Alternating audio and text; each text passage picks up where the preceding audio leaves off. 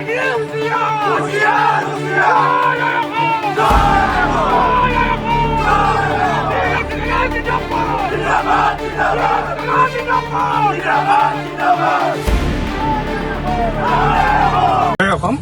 বীৰ লাচিত অসমৰ পৰা আহিছো।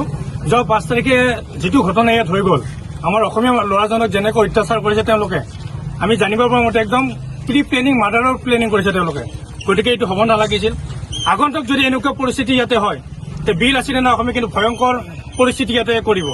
আজি আমি সুপ্ৰিণ্টেণ্ডেণ্টৰ তাত গৈছিলো, গৈ পেলাই তেওঁৰ লগত কথা বতৰা হৈছে।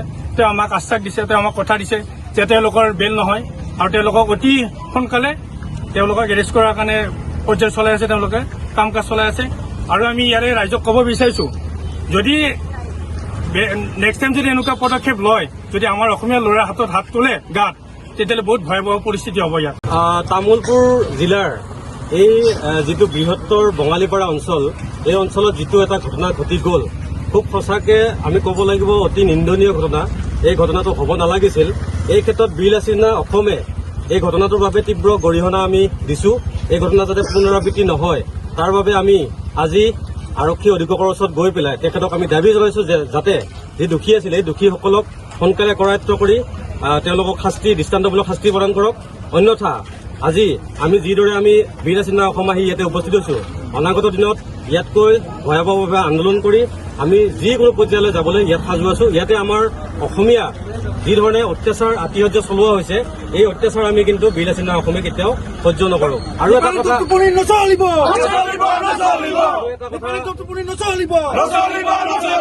এটা কথা স্পষ্ট ভাষাৰে কৈ দিছো যে অসমত অসমীয়াগিৰি চলিব, অসমত কেৱল অসমীয়াগিৰি। এটাই কথা বীৰ লাচিত অসমে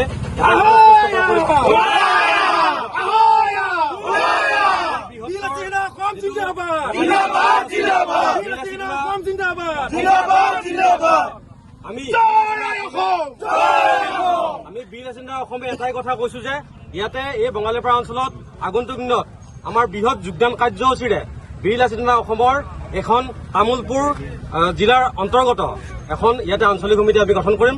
বৃহৎ যোগদান কাৰ্যসূচী আমাৰ লগত হ'ব। আমাৰ সৈতে তেখেত এই অঞ্চলৰ বহুত লোকে এতিয়া ইতিমধ্যে আমাক যোগাযোগ কৰিছে।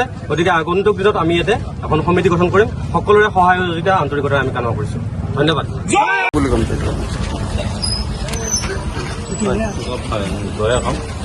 যোৱা 5 তাৰিখে ৰাতি 10মান বজাত বাঙালীপাৰা অঞ্চলত ধৰ্মেন্দ্ৰ বৈশ্য নামৰ ল'ৰাজনক নিঃসংগভাৱে অত্যাচাৰ কৰিছে ৰাতি। অঞ্চলত গৈ পিনে এইটো বহুত বেয়া কাম কৰিছে আৰু এনেকুৱা গ্ৰহণযোগ্য নহয় যিবোৰ কাণ্ড কৰিছে তেওঁলোকে।